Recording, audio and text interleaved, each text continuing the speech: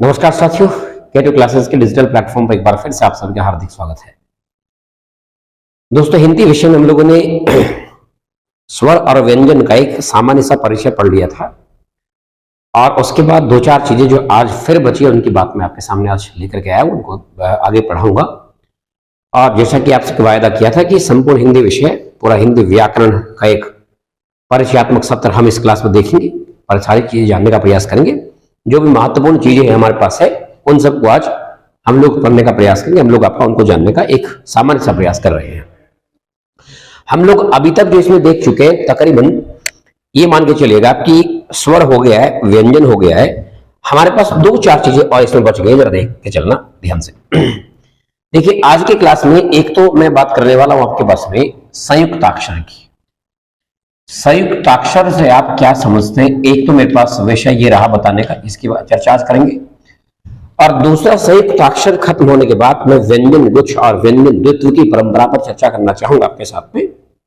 और उसके बाद फिर मेरी चर्चा का विषय रहेगा अयुग्मः, क्यों स्वर नहीं है और क्यों इनको व्यंजन के रूप में शामिल नहीं किया गया। ये सारी चर्चाएं जो आज हम लोग करने वाले आपके साथ में है।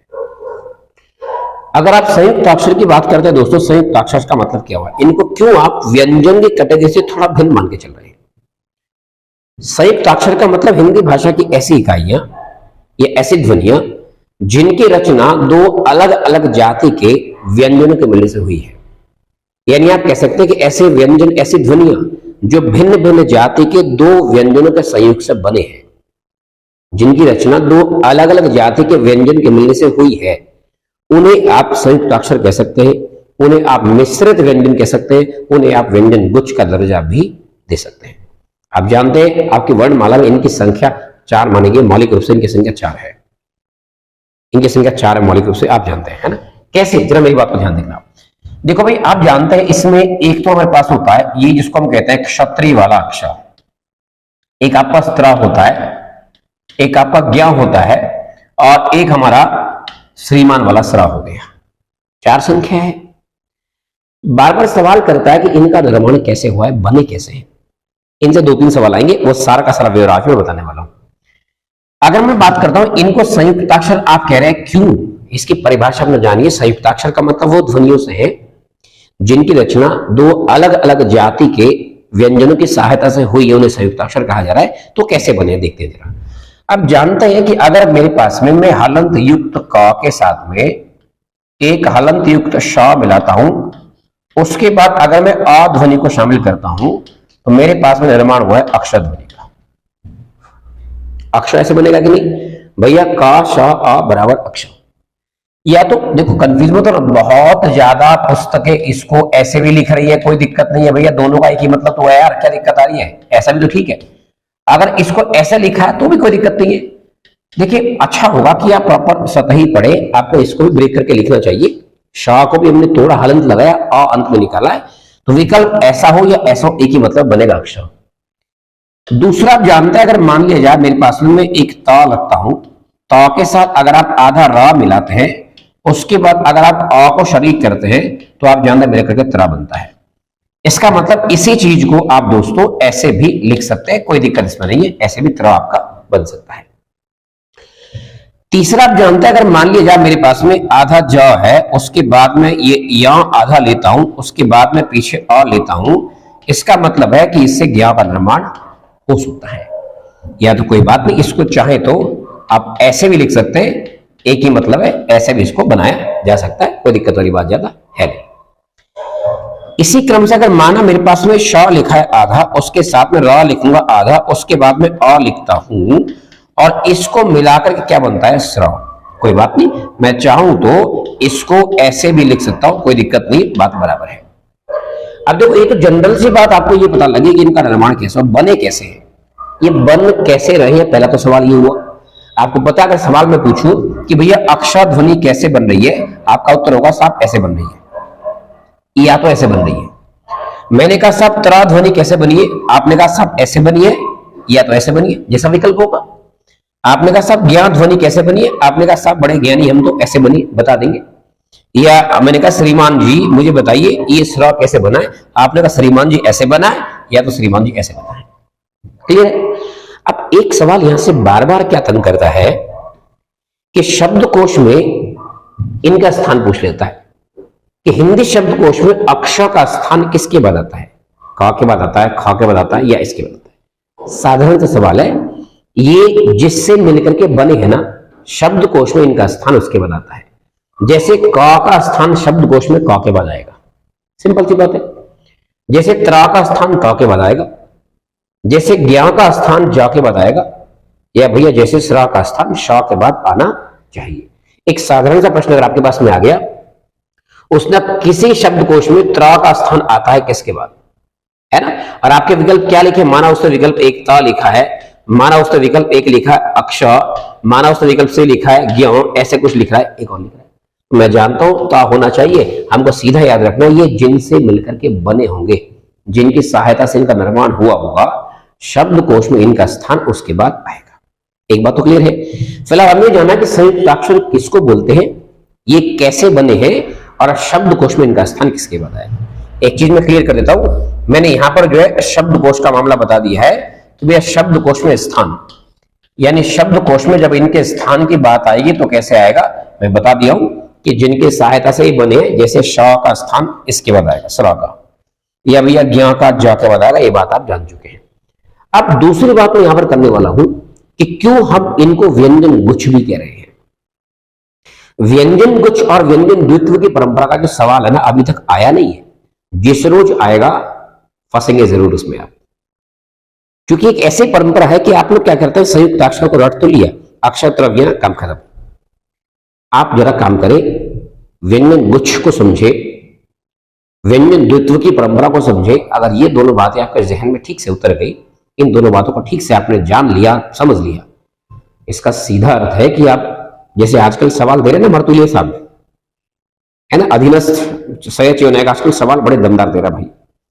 देखो पूरी कुमाऊनी, पूरी गढ़वाली, पूरी जौनसारी जब उतार दी है, और हमें भी विवश कर दिया कि अब जौनसारी, कुमाऊनी, गढ़वाली सारी बातें हमें भी सीखनी पड़ेंगी, पढ़ानी पड़ेगी। माना मैं अपनी व्यक्तिगत बात करता हूं, ठीक है, जौनसार क्षेत्र से मैं आता हूं तो वहां की लगभग आधी चीजें मुझे आती है, आधी नहीं आती, लेकिन गढ़वाली कुमाऊनी तो यार आज तक देखा ही नहीं है। इससे तो पाला पढ़ा ही नहीं, ना पढ़ा है कभी, ना शायद ऐसा लगा कि आवश्यकता पड़ेगी। मैं गढ़वाली भला क्यों सीखता। हालांकि देखो, आप इस बात को आयोग के सामने नहीं कह सकते साहब आप क्यों दे रहे हो गढ़वाली कुमाऊनी। अरे भैया गढ़वाली कुमाऊनी पहाड़ी हिंदी की बोली है, करें क्या बताइए आप। हिंदी की 5 भाषाएं है ना, पश्चिमी हिंदी है, पूर्वी हिंदी है, राजस्थानी है, बिहारी हिंदी है, पहाड़ी हिंदी भी तो एक पार्ट है। और आप जानते हैं पहाड़ी हिंदी की 3 बोलियां हैं, वो तो शुक्र करो नेपाली नहीं पूछ रहा है, कल के दिन नेपाली भी आ सकती है।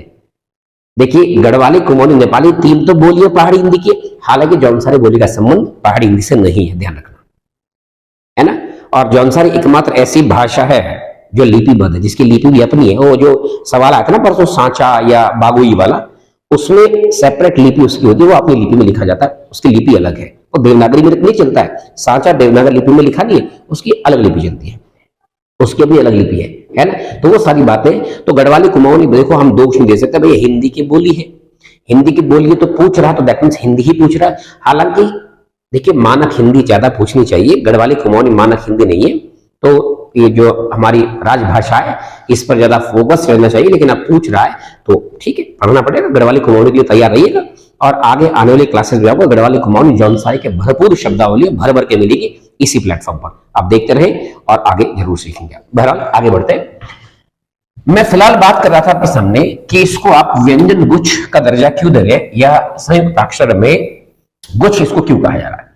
एक टर्म्स में बार बार इस्तेमाल कर रहा हूं, व्यंजन गुच्छ, है ना।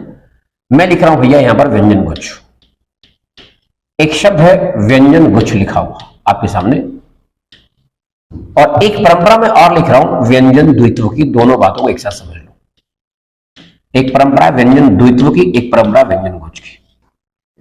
व्यंजन गुच्छ का मतलब होता है 2 या 2 से अधिक वर्णों का एक ऐसा समूह जिसमें कोई 2 अलग अलग जाति के व्यंजन स्वर रहित और स्वर सहित अवस्था में प्रयुक्त होते हो। मेरे कहने का मतलब, आपको एक शब्द लिखते हैं, उस शब्द में या तो कोई 2 वर्ण ऐसे हैं जिनमें से एक आधा लिखा है, एक पूरा लिखा है, या तो दोनों आधे लिखे लेकिन वो दोनों भिन्न भिन्न जाति से ताल्लुक रखते हैं, वो अलग अलग जाति के हैं। अगर ऐसे वर्णों का समूह किसी शब्द में आपको मिलता है उसे कहते हैं व्यंजन गुच्छ। जैसे माना अगर मैं एक शब्द आपके सामने लिखता हूं, मैंने लिखा उत्साह, एक शब्द लिखा है इस टाइप से, तो यहां पर आप देख पा रहे हैं, अरे भाई ये त लिखा है आधा है, ये स लिखा पूरा है, त की जाति अलग है, स की जाति अलग है, लेकिन मैं उत्साह शब्द को व्यंजन गुच्छ का उदाहरण मानूंगा। व्यंजन गुच्छ का मतलब होता है एक ऐसा समूह व्यंजनों का जिसमें एक व्यंजन स्वर रहित अवस्था में, दूसरा स्वर रहित सहित अवस्था में, या तो दोनों स्वर रहित अवस्था में लेकिन दोनों विजातीय वर्ग के, दोनों की जाति अलग अलग है, उसे कहते हैं व्यंजन गुच्छ। और आप जानते हैं, मैं एक चीज बता दूं, अगर किसी शब्द में संयुक्ताक्षर लिखा हुआ है, इसका सीधा मतलब है प्रत्येक संयुक्ताक्षर अपने आप में व्यंजन गुच्छ भी है। कैसे, जरा मुझे बताइए। अगर मैं आपसे पूछूं क्या परीक्षा शब्द व्यंजन गुच्छ का उदाहरण है, माना एक सवाल आगे लिखा हुआ, एक सवाल कर दिया उसने लिखा विकल्प नंबर 1 उज्ज्वल, माना वो विकल्प नंबर 2 लिख रहा है दिल्ली, ऐसे लिख रहा है। माना विकल्प नंबर 3 लिखा होगा नेत्र, ऐसे लिखा है। या भाई विकल्प नंबर 4 माना वो लिख रहा है उल्लेख। उसने कहा एक ऐसा शब्द बताना है जो व्यंजन गुच्छ का उदाहरण है। जाहिर सी बात मैं इसको बताऊंगा कुछ, क्योंकि यहां तो भाई दोनों जो एक जैसे है ना, ये तो सजाती है, या दोनों लौ एक जैसे सजाती है, या एक जैसे लौ है सजाती है। नेत्र होगा व्यंजन गुच्छ। क्यों? नेत्र को जब आप तोड़ेंगे ना, देखो 9 लिखा, 9 के बाद ए की मात्रा आएगी कि नहीं, ए लिखेंगे। अब इस तरह को कैसे ब्रेक करेंगे आप, आधा त र अ ऐसे ब्रेक करेंगे कि नहीं। फिर आपको देखने को मिलेगा यहां से कि भैया ये त अलग जाति का है, र अलग जाति का, दोनों आधे हैं, और इसी की वजह से मैंने कह दिया इस पूरे शब्द को व्यंजन गुच्छ। तो मेरे कहने का सीधा मतलब है, अगर किसी शब्द में कहीं पर भी संयुक्ताक्षर आता है ना, अक्षर त्र ज्ञ में से कोई एक भी लिखा हुआ वर्ण आता है, ये समझ लेना वो पूरा शब्द व्यंजन गुच्छ का उदाहरण होगा अपने आप में। आई बात समझ। दूसरा लिखा है द्वित्व। द्वित्व का मतलब है क्या, वर्णों का ऐसा समूह जिसमें स्वर रहित या तो स्वर सहित अवस्था में दो सजातीय व्यंजन आते हैं, यानी एक ही जाति के व्यंजन 2 बार आप एक शब्द में लिख रहे हैं एक साथ। वो दोनों स्वर रहित अवस्था में हो सकते हैं, एक रहित और एक सहित अवस्था में हो सकता है। ऐसी अवस्थाएं दोनों की हो सकती है। अगर इस कंडीशन में कुछ लिखा है, इसका अर्थ हुआ कि आप उसको व्यंजन द्वित्व कहेंगे। देखिए अभी तक मैंने उज्ज्वल लिखा था ना, जब मैं उज्ज्वल शब्द लिख रहा था इस प्रकार से, तो इसमें आपने पाया कि इसमें भैया लिखा है ये डबल ज। अब मजे की बात है, दोनों स्वर रहित है, आधा है, लेकिन दोनों एक जाति के तो है, तो ऐसे शब्दों को कहते हैं द्वित्व। अब अगर सवाल आ गया आपके पास, माना उसने ये कहा, कोई शब्द लिखा है सप्ताह, ऐसे। माना उसने कोई शब्द लिखा है लक्ष्मण, ऐसे। माना उसने कोई शब्द लिखा है यज्ञ, ऐसे। उसने माना कोई शब्द लिखा है उल्लास, ऐसे। और प्रश्न बना दिया इनमें से कौन एक व्यंजन द्वित्व का उदाहरण है। तो जाहिर सी बात है इसको मैं बोलूंगा ना द्वित्व। यहां पर देखिए डबल च लिखा है ना भाई, एक ही जाति का द्वित्व है। देखो यज्ञ क्या होगा, गुच्छ होगा कि नहीं, ज्ञ लिखा पीछे। लक्ष्मण तो गुच्छ दिख ही रहा आपको, सप्ताह में गुच्छ दिख ही रहा आपको। तो ये 3 व्यंजन गुच्छ के उदाहरण थे।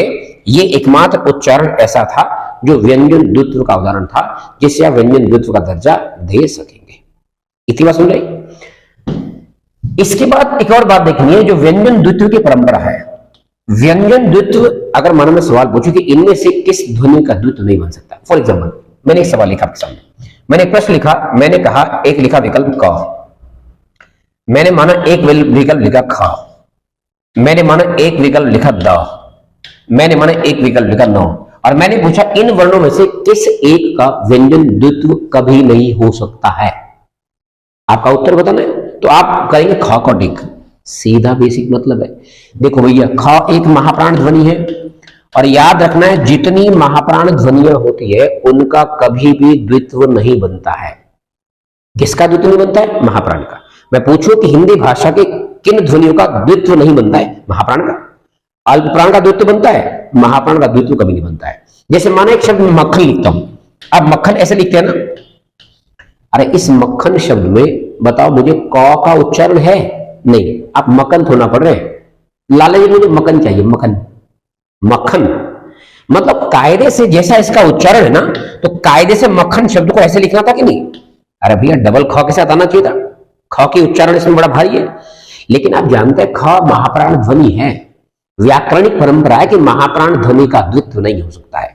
जब जब महाप्राण ध्वनि का द्वित्व होने लगता है उच्चारण में, तो आप उस महाप्राण ध्वनि के द्वित्वीकरण को तोड़ने के लिए उससे ठीक पहले वाले अल्प प्राण को उसके आगे घुसा देते हैं या उसके आगे लिख देते हैं। मेरे कहने का ये तात्पर्य है, बात को न समझने लगे। जैसे माना अगर मैं ये कहता हूं, एक शब्द लिखा आपने अनुच्छेद, मुझे बताइए अनुच्छेद शब्द में क्या आप च की साउंड को पढ़ते हैं? नहीं पढ़ते हैं ना भाई, हम पढ़ रहे हैं इसको अनुच्छेद। छेद है, छेद नहीं है। आप इसको अनुच्छेद थोड़ी ना पढ़ रहे हैं भाई। जब ये अनुच्छेद पढ़ा जा रहा है तो ये च आगे क्यों घुसा? इसका एक ही कारण है, क्योंकि ये जो छ लिखा है ना, ये महाप्राण है। और आप जानते हैं कि महाप्राण ध्वनि का द्वित्व नहीं हो सकता है, लेकिन जब जब कोई महाप्राण ध्वनि द्वित्व की अवस्था में उच्चारित होती है तो उस महाप्राण ध्वनि से ठीक पहले वाला जो अल्पप्राण है वो आगे आ जाता है। जैसे छ से ठीक पहले का अल्पप्राण कौन होता है? च। इसलिए आप छ के साथ हमेशा च परिच्छेद लिखो, आगे च घुसा होगा। इसका सीधा बेसिक मतलब ये हुआ कि भैया अगर किसी महाप्राण ध्वनि के पहले कोई अल्पप्राण आ रहा है, दैट मींस वहां द्वित्वीकरण का नियम लागू होना था, लेकिन महाप्राण ध्वनि का द्वित्व नहीं होता है। इस बात को आप याद रख सकते हैं, ठीक है ना। फिर लास्ट चीज इसमें बच जाती है हमारे पास में अयोगवाह। एक और टर्म हम पढ़ लेते हैं आज, जिसे आप कह रहे हैं अयोगवाह। और यहां पर हमारा सामान्य चर्चा वर्णमाला की परिचय में, कह रहा हूं कंप्लीट नहीं, परिचय वर्णमाला का बेसिक जो था वो पूरा हो जाएगा। आगे की बात हम आगे करते रहेंगे। अयुग्वाह आप जानते हैं, अयुग्वाह का मतलब बेसिकली संयोजन होता है। अगर हम इसका सामान्य अर्थ की बात करेंगे तो जनरली इसका मतलब हो जाएगा संयोजन। इसका मतलब हिंदी भाषा की कुछ ऐसी ध्वनियां जो स्वर और व्यंजनों का संयोजन करती है, या स्वर और व्यंजनों को आपस में जोड़ने का काम करती है, या स्वरों को व्यंजनों के साथ जोड़ती है, उनको आप अयुग्वाह कह सकते हैं। आप जानते हैं कि अयुग्वाह की संख्या मानी जाती है 2। कितनी संख्या है? 2। भाई आप इनमें से किसी एक को मानते हैं अनुस्वार, है ना, और किसी को क्या मानते हैं आप? विसर्ग मानते हैं। एक अनुस्वार है और एक क्या है? विसर्ग। यही तो 2 चीजें हैं। अनुस्वार से मेरा अभिप्राय सीधा सीधा किससे होता है कि जिसको आप कहते हैं अंग बोलते हैं, इसको बहुत लोग इसे बोलते हैं आहा, आहा मजा आ गया। 2 चीजें, अनुस्वार और विसर्ग की बात समझ में आएगी। अब देखो कॉमन सी बात है, आपको ये पता है कि भैया ये जो अयुग्वाह है इसमें अनुस्वार और विसर्ग 2 चीजें हैं। संस्कृत में ये स्वर है, हिंदी में इनको स्वर और व्यंजन का दर्जा नहीं दिया जा रहा है। अनुस्वार के अयुग्वाह की संख्या 2 है, अनुस्वार और विसर्ग। अब अनुस्वार का प्रयोग कैसे होगा हिंदी में, ये विषय वर्तनी के मानकीकरण का है। इसके लिए डॉक्टर श्याम सुंदर दास के द्वारा दिए गए जो सुझाव था उनका, काशी की जो नागरिक प्रचारणी सभा थी उसके तहत जो सुझाव दिया था उसको आपको समझना पड़ेगा कि भैया ये सुझाव उन्होंने क्या दिया था। ये अनुस्वार का प्रयोग कैसे होगा ये अलग बात है। फिलहाल ये देखो इनको हिंदी में स्वर और व्यंजन का दर्जा क्यों नहीं दिया गया है। देखो भैया सिंपल कारण एक, स्वर क्या होता है? जो किसी व्यंजन के अंत में लिखा जाता है स्वर वही होता है। व्यंजन वो होता है जो स्वर से पहले लिखा जाता है। अगर माना मैं ये कहूं मैंने स लिखा है, स इतना है भाई, इसके पीछे जो आप पाई लगा रहे हैं ना, पाई, ये तो अ है, ये खड़ी पाई बोलते हैं। ये जो खड़ी पाई लिखी है ना इसको बोलते हैं अ। देखो पाई के आधार पर व्यंजन 3 प्रकार के होते हैं, खड़ी पाई, मध्य पाई, छोटी पाई। खड़ी पाई का मतलब जिनके पीछे ऐसे खड़ा डंडा होता है ना इसको बोलते हैं खड़ी पाई। ऐसे मैंने लिखा है, मैं लिखता हूं भ, ऐसे लिखा है, मैं लिखता हूं ख, ऐसे लिखा है। एक मैंने बनाया क, डंडा बनाया ऐसे मोड़ा, इसे बोलते हैं मध्य पाई। एक मैंने बनाया ट, ऐसे, इसे बोलते हैं छोटी पाई। आप जानते हैं हिंदी वर्णमाला के 52 वर्णों में सर्वाधिक संख्या खड़े पाई वाले वर्णों की है। बच्चा इसलिए तो खड़ी बोली बोल रहे इसको, क्या समझे? तो मेरे कहने का तात्पर्य क्या है? सीधा सीधा मैंने ये कहा कि स्वर वो होता है जो व्यंजन के बाद में आता है। अब अयुग्वाह की कंडीशन क्या है? किसी शब्द में जो अयुग्वाह है, जो अयुग्वाह है, मान लिया जाए, समझना, अगर माना मैंने एक शब्द लिखा है संवाद, ऐसे लिखा, समझना, मैं अगर इसका विश्लेषण करूंगा तो देखिए मैं स लिख रहा हूं, इतना हटा दिया, उसके बाद मैंने इस अ को भी अलग कर दिया, स वाले हटा दिया, फिर बचा अनुस्वार। मैंने इसके बाद लिखा अनुस्वार को, फिर बचा व को लिखा, फिर बचा आ को लिखा, फिर बचा द के बाद लिखा आ को। ये हो गया मेरे पास में संवाद। अब जरा यहां पकड़िए आप चीजों को, देखो भैया अ क्या है? अ तो एक स्वर होता है ना। व क्या है? व तो एक व्यंजन होता है ना। अब मुझे बताओ ये जो अनुस्वार है ये व्यंजन से पहले आया है कि नहीं? अगर ये व्यंजन से पहले आया है दैट मींस ये स्वर तो हो नहीं सकता है। अगर इसको स्वर होना होता तो ऐसे आता, पीछे जैसे आ रखा है। दूसरी बात, ये अ तो स्वर है और ये अनुस्वार स्वर के बाद आया है। अरे भाई स्वर के बाद आया तो ये व्यंजन भी तो नहीं हो सकता है ना, क्योंकि व्यंजन की प्राथमिक शर्त है स्वर से पहले आना। जैसे स लिखा ना अ से पहले, ये व्यंजन है। इसका मतलब ये जो अनुस्वार है ये इस स्वर के बाद में आया है, इसलिए व्यंजन नहीं है, और इस व्यंजन से पहले आया इसलिए स्वर नहीं है। इसका काम सिर्फ क्या है, इसका काम सिर्फ और सिर्फ स्वर और व्यंजन को आपस में इंटरेक्ट करना, आपस में जोड़ना है। मैं इसलिए बार बार कह रहा हूं कि अयुग्म वाह का हिंदी में काम केवल स्वर और व्यंजन को जोड़ना है, या स्वर और व्यंजन के बीच का सेतु अयुग्म वाह को कहा जाता है। स्वर और व्यंजन के बीच का जो सेतु है ना वो अयुग्म वाह है, समझ रहे? अच्छा, आप इसका प्रयोग कैसे करेंगे कैसे नहीं करेंगे, मैं एक बात आपको बता देता हूं। अब अनुस्वार के प्रयोग के लिए, हालांकि मैं वर्णमाला के साथ बताऊंगा तो बहुत गड़बड़ी काम हो जाएगा, आप समझ नहीं पाएंगे। जब हम वर्तनी का मानकीकरण पढ़ेंगे तो उस मानकीकरण में आप जानने का प्रयास करेंगे अनुस्वार का प्रयोग। हम देखो आमतौर पर तो हम सीधा कह देते हैं ना कि भैया अनुस्वार का प्रयोग होता है पंचमाक्षर के स्थान पर। ऐसा नहीं है, मुझे बताओ जरा, मैं एक शब्द लिख के दिखाऊं आपके सामने। अगर आप ऐसा कह रहे हैं, जैसे माना मैंने एक शब्द लिखा वांग्मय, वांग्मय, क्या मैं इसी वांग्मय शब्द को ऐसे लिख सकता हूं? आप कहोगे नहीं सर गलत है, तो फिर क्या ये पंचमाक्षर नहीं है? और अगर ये पंचमाक्षर है तो इसके स्थान पर अनुस्वार क्यों नहीं लिख सकता? अगर आप कह रहे हैं कि अनुस्वार का मतलब अनुस्वार किसी वर्ग के पंचमाक्षर के स्थान पर प्रयुक्त किया जाएगा, ठीक है मान लेते हैं, इसलिए कह रहे हैं ठीक से पढ़िए भैया, लॉजिक समझिए ना। अरे भाई प्रत्येक वर्ग के पंचमाक्षर का प्रतिनिधित्व अनुस्वार करता है, नो डाउट, लेकिन कब करता है? जब पंचमाक्षर का परवर्ती व्यंजन उसी वर्ग का होगा तब।